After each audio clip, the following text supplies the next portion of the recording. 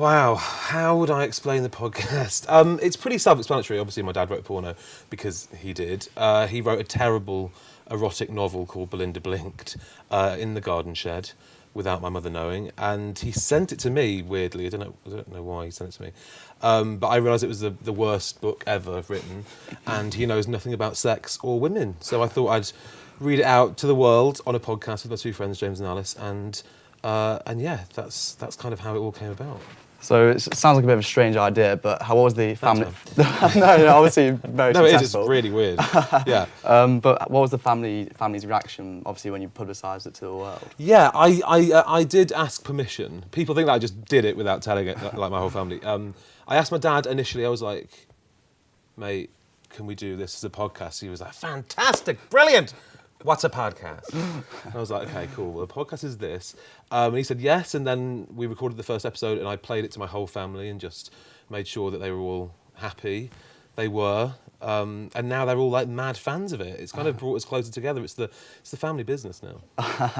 And also, I'm wondering, has there been any censorship at all? Because obviously, listening to the podcast myself, it's very explicit in some parts. Because obviously the book includes all that. Yeah, censor it in terms of what of the book. As in, are there any bits you have to cut out of the book, or is it all? No. So that's the one thing that we've always kept is every single line of disgusting dialogue and descriptions. It's the stuff that we cut is just us rambling on, really. But yeah, the books are pure. We don't touch that. I mean, how can you touch genius? Yeah, exactly. Yeah. And I know you said beforehand, but your mum's actually banned you from talking about it over Christmas, didn't you? It's kind of taken over the family a little bit.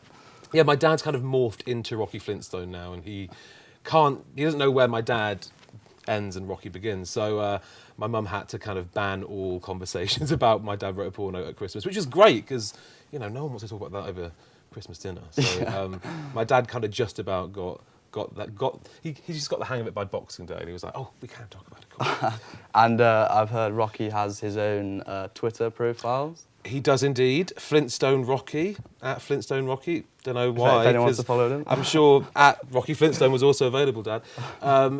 Classically weird. Yeah, he is. You can talk to him directly on Twitter, Yeah, he's pretty big on Twitter, actually. He has a lot of fun with it. Yeah. Well, that's great, and best of luck for in the future and the world so tour. Much. Cheers. Cheers. Thanks a lot for speaking to us. No, pleasure. Thanks for having me.